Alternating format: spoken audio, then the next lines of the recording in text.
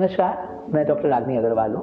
Today we will talk about the problems of the women which are very common and उसके कारण you have to visit to doctor time to time. पर होता क्या है कि sometime you are not able to understand what is your problem, actually it is serious और not. सबसे बड़ी प्रॉब्लम क्या होती है, आप किसी भी चीज़ के लिए अल्ट्रासाउंड कराते हैं, उसमें एक छोटी सी चीज़ निकल आती है और आप घबरा जाते हैं, अरे ये तो मुझे सिस्ट है, ये तो मुझे फाइब्रॉयड है, मुझे ट्यूमर हो गया है। तो उसके बारे में हम थोड़ा सा आज आपसे बातें करेंगे। उसके पहले मैं आपको बताना चाहूँगी कि वुमेन के जो अपने ऑर्गन होते हैं स्पेसिफिक, उनमें क्या डिफरेंस है और वो क्या होते हैं। तो जब हम इंटरनल ऑर्गन की बात करते हैं तो उसमें एक यूट्रस होता है, एक सर्विक्स होता है, जो एक दूसरे में मिला हुआ होता है।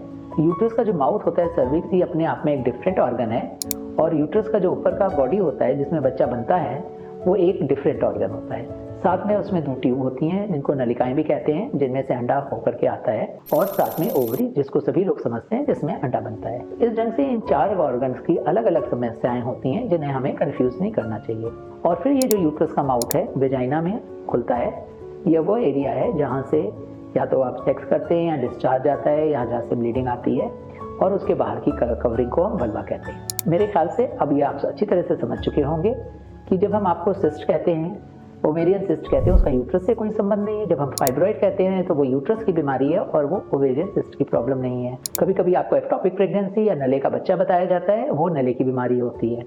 और यूजुअली जो आपको खुजली होती है, पानी गिरता है, वो वेजाइना से आता है या बाहर की वल्वा से प्रॉब्लम होती है। तो चलिए, कॉमन प्रॉब्लम क्या है उसके बारे में थोड़ा सा बात करें। एक जो सबसे कॉमन प्रॉब्लम है जिससे आप अक्सर परेशान होते हैं, उसको फाइब्रॉइड कहते हैं। ये फाइब्रॉइड एक ट्यूमर होता है जो कि यूट्रस में होता है। यूट्रस से वो उसके साइड में भी निकल सकता है, यूट्रस के ऊपर की तरफ जा सकता है, यूट्रस के अंदर जा सकता है, और यूट्रस के अंदर होते होते उसकी कैविटी तक आ सकता है, और उसी के कारण उसके बहुत से सिम्टम होते हैं। दूसरी प्रॉब्लम जो ओवरी से होती है, उसमें सिस्ट होती हैं जो कि नॉन कैंसरस भी हो सकती हैं, हार्मोन के फ्लक्चुएशन से भी हो सकती हैं, और उसके साथ साथ जो है आपको कैंसर भी उसमें डेवलप कर सकता है। तो तीसरी प्रॉब्लम आती है ट्यूब का मोटा हो जाना, जिसको हाइड्रोसेल्फिंग्स कहते हैं, जो यूजुअली इन्फेक्शन के कारण होता है, जिससे कई बार आपको बच्चे पढ़ने में दिक्कत आती है। साथ में इसमें टीबी एक बहुत ही मेजर रीजन होता है। बच्चेदानी की झिल्ली अपने आप में कई प्रॉब्लम क्रिएट कर सकती है, जिसके कारण आपको एक्सेसिव ब्लीडिंग होती है, और इस एक्सेसिव ब्लीडिंग के कारण आपको कई बार डॉक्टर के पास जाना पड़ता है। लेकिन एक बात मैं यहाँ पर बार बार स्ट्रेस करना चाहूँगी, हर इलाज बच्चेदानी के निकालने से नहीं होता है। हमको हर प्रॉब्लम के लिए बच्चेदानी को निकालने के लिए ना तो सहमत देनी चाहिए और ना खुद परेशान होकर डॉक्टर को कहना चाहिए जी हमारी बच्चेदानी निकाल दीजिए, हम तो बच्चा पैदा कर चुके हैं। अब अगर हम आगे बढ़ते हैं तो बच्चेदानी के मुंह पे आते हैं, जिसका कैंसर औरतों के लिए कॉमन कैंसर है, और सबसे मजेदार बात यह है कि हम इसको पूरी तरह से प्रिवेंट कर सकते हैं। बच्चेदानी के कैंसर को हम सर्वाइकल कैंसर कहते हैं। इसके लिए वैक्सीन भी मौजूद है जो कि हमें जरूर लगवानी चाहिए।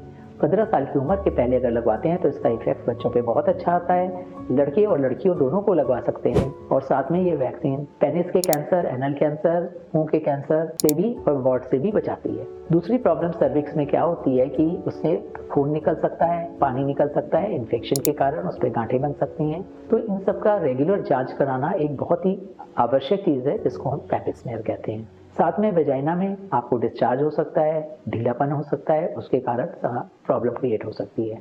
बाहर हम वल्वा पे आते हैं तो उसमें इन्फेक्शन होता है, गांठें बन सकती हैं, बार्थोगेन एब्सेस बन सकता है, तरह तरह की डिस्ट्रॉफी हो सकती है, जिसमें से कि लाइकन स्क्लेरोसिस एक प्रॉब्लम है जो कि बड़ी उम्र की औरतों को इवन यंग एज में भी हो सकती है, जिसकी हमें लगातार इलाज चाहिए होता है।